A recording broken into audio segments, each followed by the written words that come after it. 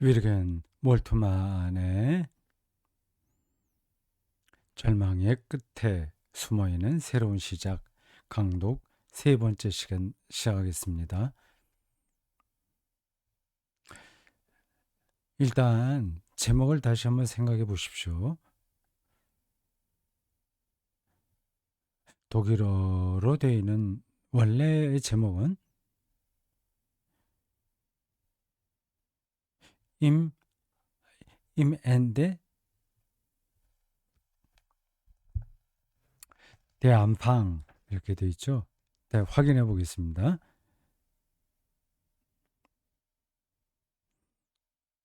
맞습니다. 여기 좀 더 가까이 보여드릴까요? 임엔데 줄거구 대학 안팡 부제로 아인의 클라인의 호프농술레레입니다. 하나의 작은 희망론입니다. 이게 역설적인 표현입니다. 끝에 시작이 있다고 하잖아요. 이게 우리가 논리적으로는 받아들이기 힘듭니다. 지금 제가 70살이잖아요. 그럼 10살 때하고 지금하고 비교해 본다면 60년의 차이가 있습니다. 그 시작한 즈음하고 지금하고는 이게 비교가 안 되죠. 70살 지금에 10살에 내가 있다? 그런 얘기가 되는데 논리적으로는 안 돼요. 한번 지나간 거는 다시 돌아가지 못합니다. 물리학에서 그 원리를 불가역성이라고 합니다. 나무를 태우면 연기가 되고 재가 남죠. 근데 그걸 뭐 원소가 남는 거예요. 그걸 다 이제 긁어 모아서 어떻게 실험실에서 막 이렇게 열을 가하고 뭐 흔들고 그렇게 하면 다시 나무가 만들어지지 않습니다. 돌아가지가 않는 거예요. 그래서 지금 70살의 저를 되돌려서 10살로 만들 수가 없습니다. 그걸 어, 가능한 거로 보는 영화가 있던데 제 기억이 나지 않습니다. 점점 자라서 어느 정도 늙은 다음에 다시 아기로 변하는 어떤 남자에 관한 이야기입니다. 굉장히 인상 깊게 제가 봤어요. 영화로는 가능하지만 실제로는 가능하지 않습니다. 다만 이게 그러니까 논리적으로는 안 되는데 다만 인식론적으로는 가능한 거죠. 제가 10살 때에 느꼈던 삶의 신비를 여전히 안고 있단 말이에요.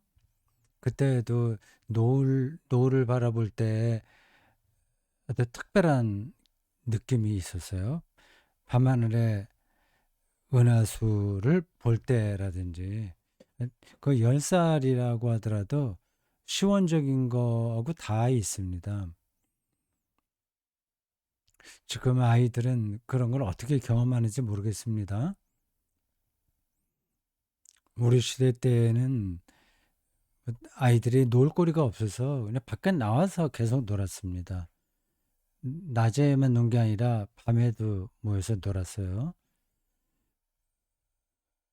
그, 뭐, 산, 들판, 강, 저수지, 시냇가, 정말 안 간 데 없습니다. 재밌게 놀았어요. 근데 그런 데서 어떤 시원적인 것을 경험합니다. 지금도 이제 나이가 들어서 어릴 때하고는 다른 방식이지만 그런 시원적인 것을 경험하죠. 이 책 머릿말에 그거를 우어스프링리히카이트 이렇게 표현했더군요. 근데 그럼 이렇게 나이가 들어도 이미 들어버렸지만 여기에 시작이 다 있는 거죠. 시작이 있기 때문에 제가 있는 거고요.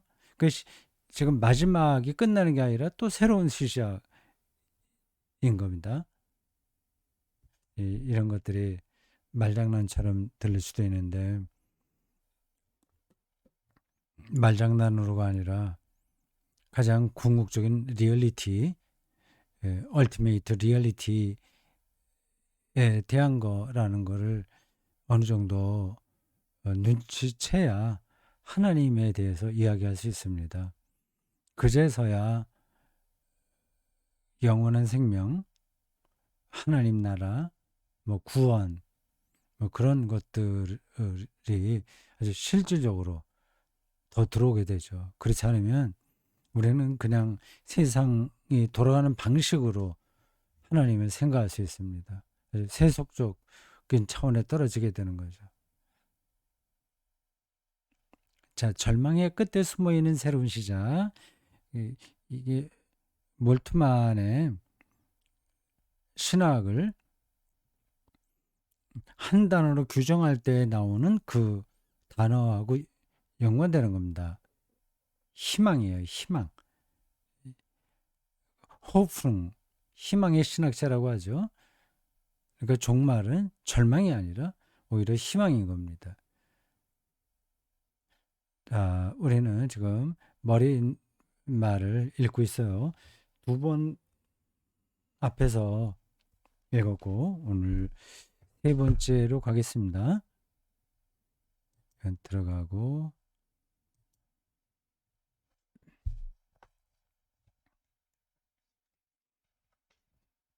머릿말 3번째 쪽수로는 7쪽입니다. 몰트만이 이제 여기서 자기 책을 요약하고 있습니다. 3부로 되어 있어요. 처음 시작할 때 간단히 짚었습니다만 1부와 2부보다는 3부가 중요합니다. 근데 1부, 2부도 3부를 이해하는 데 도움이 되죠.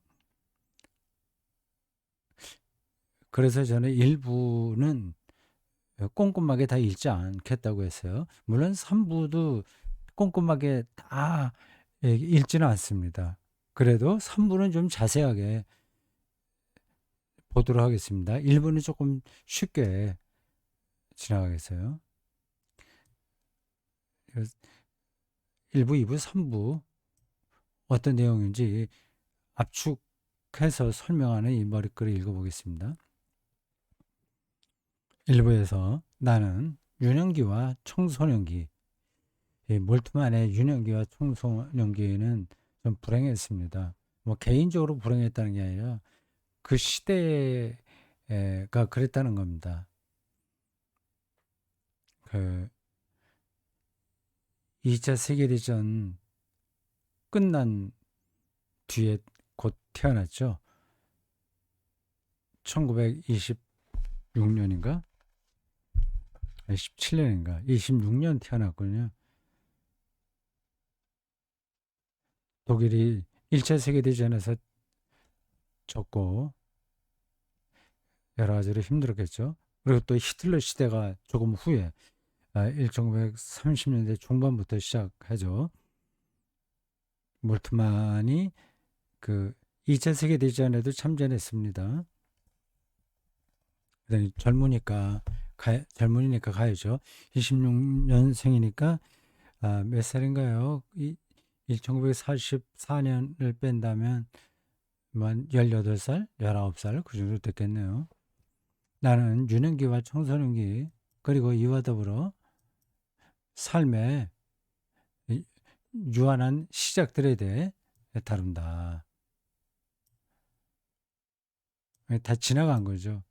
유한한 시작이라고 했습니다. 아기들이 태어남으로써 경이로움이 세상 안으로 들어온다.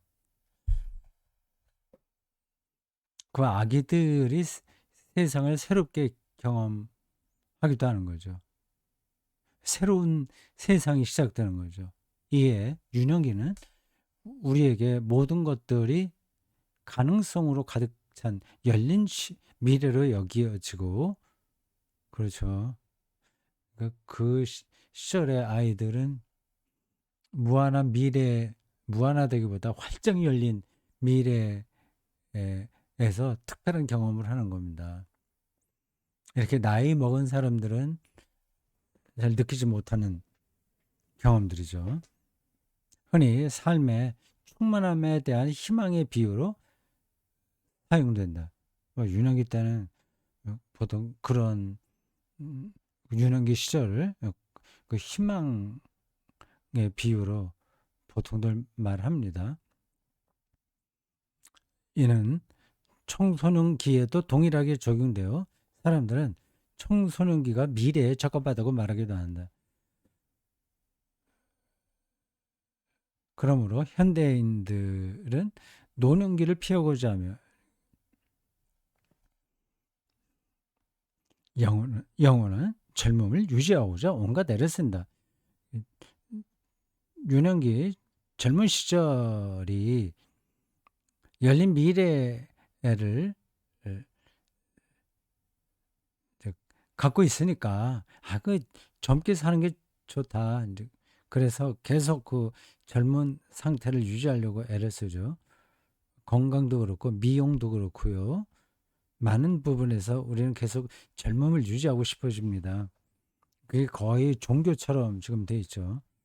그러나 사실상 우리는 거꾸로 생각해야 되지 않겠는가. 즉 우리가 얼마나 나이를 먹었든지 간에 우리를 젊게 만드는 것은 미래에 대한 전망들이다. 생물학적인 나이가 젊은 게 곧 젊은 게 아니라 미래에 대한 전망을 어떻게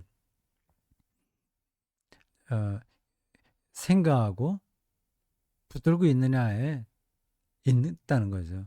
그게 이제 실제로 젊은 거죠. 미래에 대한 전망이요. 전망. 근데 청소년기에 그러한 전망들이 너무 경직되어 있다면, 그 틀에 박혀 있다면, 뭐 우리나라의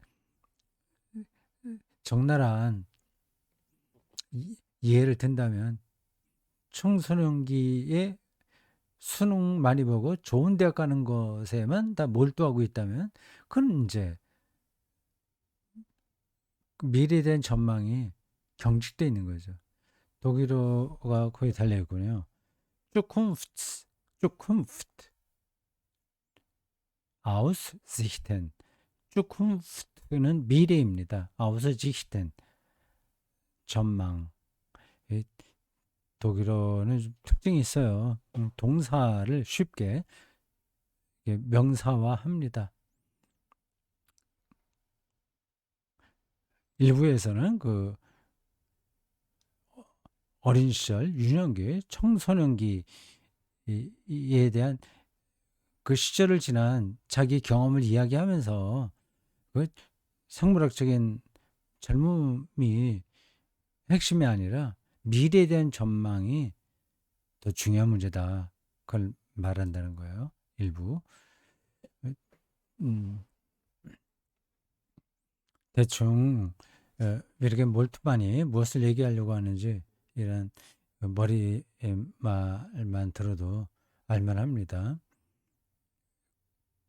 그리고 준비가 된 사람이라면 몰트만과는 좀 다른 방식으로도 이런 주제로 글을 쓸 수 있을 겁니다. 제2부에서 나는 우리가 인생 좌절과 실망들 그리고 패배의식으로부터 다시금 일어나 새로운 삶을 시작할 희망을 우리 안에 일깨우는 삶의 용기에 대해 다룬다. 어린이였을 때는 자기 생활을 자기 책임지지 않으니까 열린 미래를 그냥 그 두려워하지 않고 기다릴 수 있지만 조금 더 크면 이제 사회생활을 본격적으로 시작하면 이제 삶에서 실패를 맛보게 되는 거죠. 거기서 어떻게 새로운 삶을 시작할 희망을 뭐 등등등등 그걸 얘기해 보겠다고 하는 겁니다. 삶의 용기라는 표현은 폴 틸리히의 책을 상기시키네요. 존재의 용기라고 그랬나? Courage to be. 에릭 프롬인가? 하여튼 존재의 용기, 삶의 용기. 저게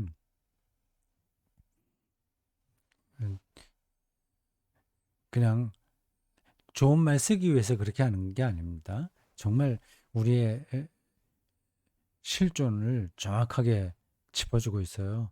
인간은 그 누구도 완전하지 않으며 단지 소수의 사람만이 살아가는 동안 깨어지지 않은 삶의 연속성을 경험한다. 그렇죠. 여러분들 다 동의할 겁니다. 여러 가지 점에서 우리는 파괴된 삶을 살아요. 근데 일부 사람만 삶의 연속성을 경험한다고 하네요. 저게 어떤 건지, 뭘 얘기하려고 하는 건지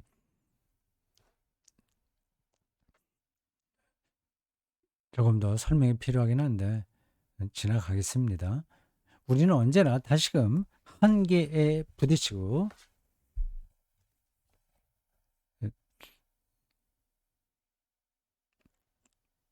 한계에 부딪히고 써보자. 이거 지금 제가 책을 한쪽을 넘기려고 하다가 위에 요 시작하는 대목에서 설명을 빠뜨린 게 눈에 들어오네요. 이 희망의 이론은 이 책의 부제가 이거죠. 이 희망의 이론은 제 3부로 구성되어 있는데 이는 우리 인생의 세 가지 시작들인 출생, 실제로 어머니 뱃속에서 나오는 그 사건이요. 다시 태어남, 다시 태어남, 거듭남 이렇게 되어 있는데 아, 절망적인 상황 가운데서도 새로운 존재의 용기 혹은 삶에 관한 용기를 얻게 되는 걸 가르쳐요. 그리고 세 번째는 부활입니다. 이건 그리스도교 신앙의 핵심으로서 우리 인생 전체가 이제 연결돼 있어야 될 그 신앙 경험이죠. 부활 여기에 상응한다. 그 세 단계를 어느 정도는 아시겠죠? 출생 이건 생물학적으로 태어나고 두 번째 다시 태어남 이건 영적으로 혹은 정신적으로 절망 가운데서도 다시 살아야겠다는 용기를 얻는 것 그리고 궁극적으로는 죽음 이후의 부활 이렇게 갑니다.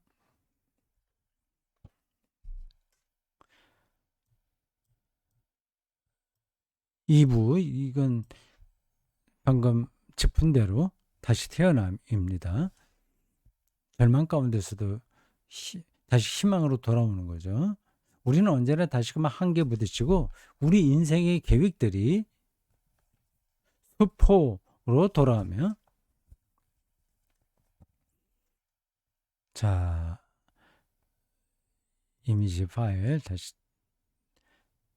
새로운 걸 보여드리겠습니다.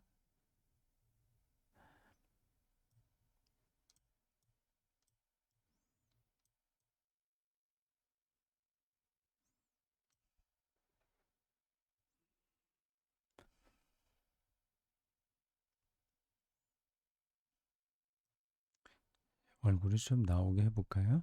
이번에는 잠깐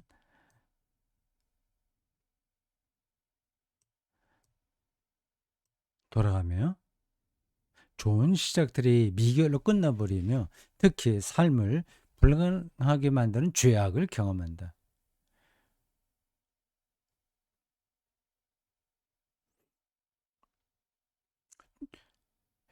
삶을 불가능하게 만드는 죄악을 경험한다. 개인과 개인 사이에 벌어지는 그 분노, 적개심, 파괴도 있고 공동체가 그런 일을 저지르기도 하죠. 가정에서도 그런 일이 있고 국가 차원에서도 그렇습니다.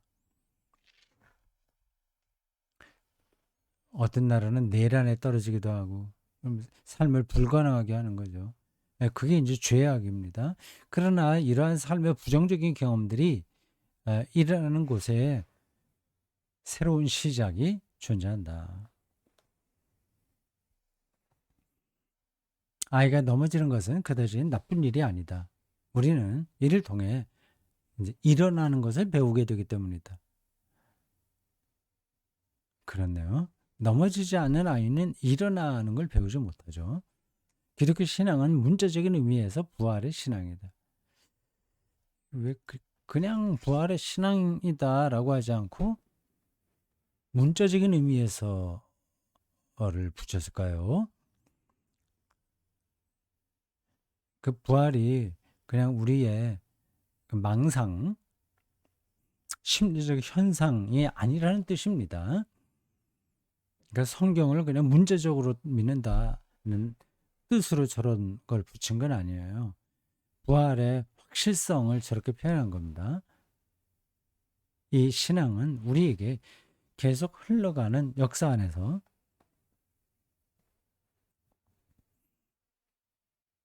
재차 무언가를 새롭게 시작하게 하는 부활의 능력과 창조적인 자유를 부여한다. 새로운 삶이 시작한다. 라틴어로 나왔네요. 인치핏 비타 노바. 그것은 변혁적인 희망의 능력이기 때문에 진정한 의미에서 혁명적인 희망의 능력이다. 이 능력과 함께 우리는 성공을 향한 발걸음을 힘차게 내딛고자 한다. 이걸 성공주의라고 생각하시면 안 돼요. 삶을 완성한다는 뜻입니다. 파괴된 삶이 새로워지는 거니까요. 이 능력과 함께 우리는 실패의 숙명론을 극복하고 인간은 어쩔 수 없어. 아무래도 이거 구원이 없어. 참 절망적이야. 그게 이제 실패의 숙명론인 거거든요. 극복하고자 한다.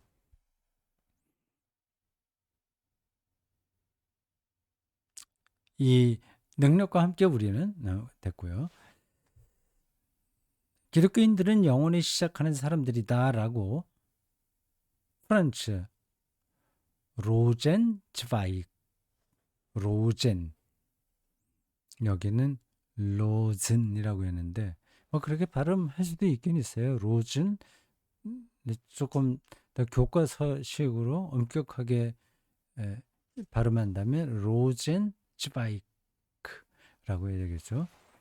기독교인들은 영원히 시작하는 사람들이다. 이렇게 시작을 계속한다는 뜻입니다. 어떤 상황에서도 새로운 시작이 그리스도인들에게 작동하는 겁니다. 끊임없이 시작한다. 그것은 믿는 자들과 사랑하는 자들 그리고 희망하는 자들에 대해 말할 수 없는 최상의 표현이다.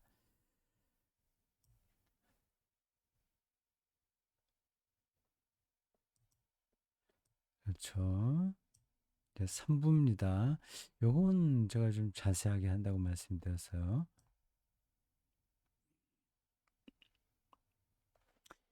자, 제 3부에서야 비로소 나는 개인적인 삶에 대한 조망 속에서 죽음, 심판, 영원한 생명으로 일컬어지는 소위 말하는 마지막 일들에 대해 다룬다.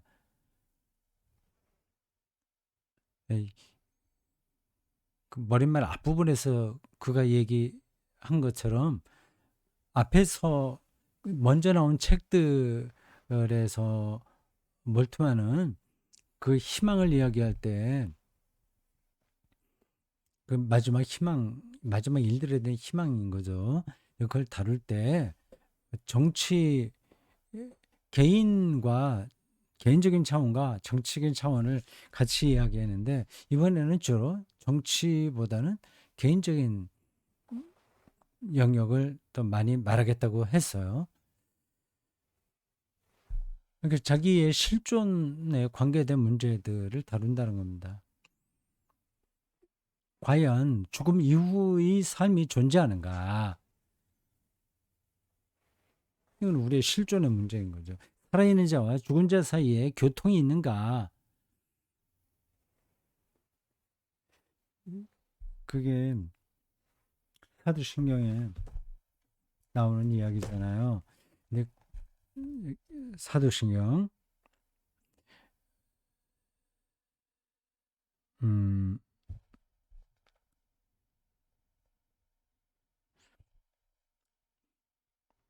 가만있어 보자. 여기에는 안 나오나 그 얘기가?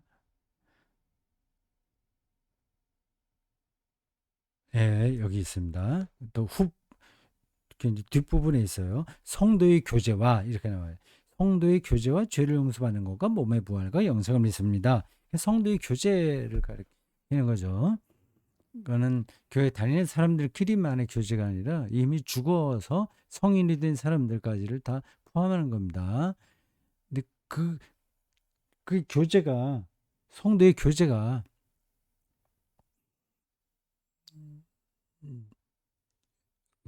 어떻게 되나 그걸 이제 다룬다는 거예요. 애도란 무엇이며 위로의 본질은 무엇인가? 죽음 이후에 무엇이 기다리고 있는가? 어떻게 우리는 하나님의 심판과 장차 도래할 세계의 삶을 표상해야 하는가? 재밌겠어요. 3부에 이런 이야기를 생존에 있는 아직까지는 생존에 있는 뭐 곧 세상을 떠나시겠죠. 지금 거의 몇 살이십니까? 96세인가 7세인가? 그 생존에 계신 개신교 신학자 중에서 세계에서 가장 저명하다고 볼 수 있는 그분이 자기의 죽음을 이제 목전에 두고 이러한 그리스도교의 교리를 어떻게 설명하는지 또 희망의 관점에서 어떻게 받아들이는지 그걸 이제 우리가 읽을 수 있습니다. 기대해 보십시오. 어떻게 우리는 하나님의 심판과 장차 도래할 세계의 삶을 표상해야 하는가? 여러분들이 이걸 조금 더 많이 알고 싶으면 판넨베르크의 사도신경 해설을 읽어보십시오. 제가 번역을 했고 한두 출판사에서 나왔어요. 그걸 또 제가 어, 강독한 좀 두꺼운 그런 책이 있습니다. 판넨베르크의 사도신경 해설.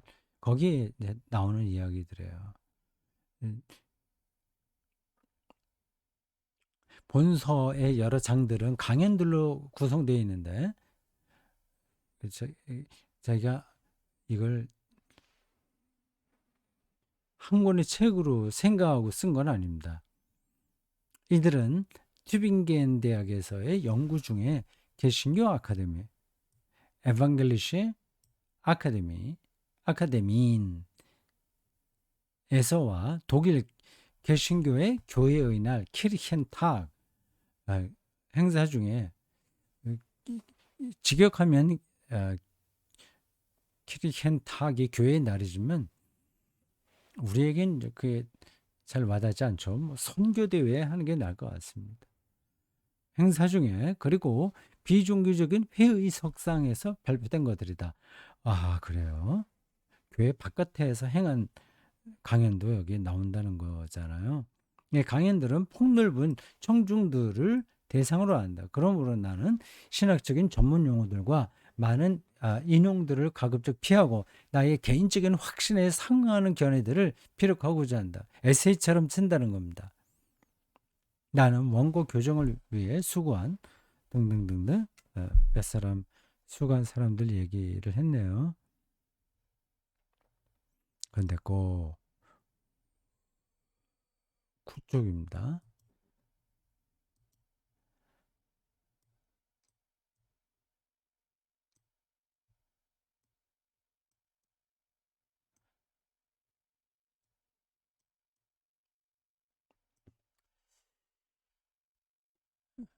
신학적인 용어 대신에 나는 동일한 내용을 서정적으로 인상 깊게 표현한 찬송가의 한 구절을 인용하고자 한다. 클라우스 페이터 어, 헤르츠 헤르츠 발음하기 힘드네요. 이 사람. 이 찬송가 작사가예요. 헤르츠 이런 이름도 있나? 클라우스 페이터 헤르츠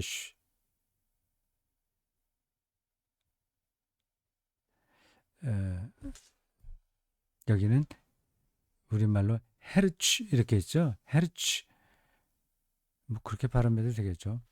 찬송합니다. 하나님께서 우리를 보내신 이 새로운 길들에 대해 확신을 가져라. 하나님께서는 우리 자신을 맞아주신다. 미래는 그의 땅이다. 누구든지 그 길을 향해 출발하는 자는 시간과 영혼 속에 희망할 수 있다. 시간, 우리가 사는 세상은 지금 시간으로 가죠. 영혼은 그것이 극복되는 세계 혹은 사건 가르칩니다. 시간과 영혼 속에, 그러니까 현재와 미래 속에 이렇게 해도 돼요. 혹은 부분과 전체 속에 이렇게 해도 됩니다. 그 속에서 희망할 수 있다. 문의 빗장은 열려 있다. 그 땅은 밝고도 광활하다. 머릿말을 위력의 몰트만이 2002년 썼네요. 강림절, 대림절입니다. 11월 말 마지막 주나 12월 첫 줄부터 성탄절 오기 4주간을 지키는 절기입니다. 2002년이니까 이분이 몇 살 때죠? 76세 일 때 쓴 거거든요. 상당히 그 신학적인 업적을 많이 남긴 그 노 대가가 자기 개인적인 삶을 근거로 해서 임엔데 마지막에 내 안방 시작이 있다.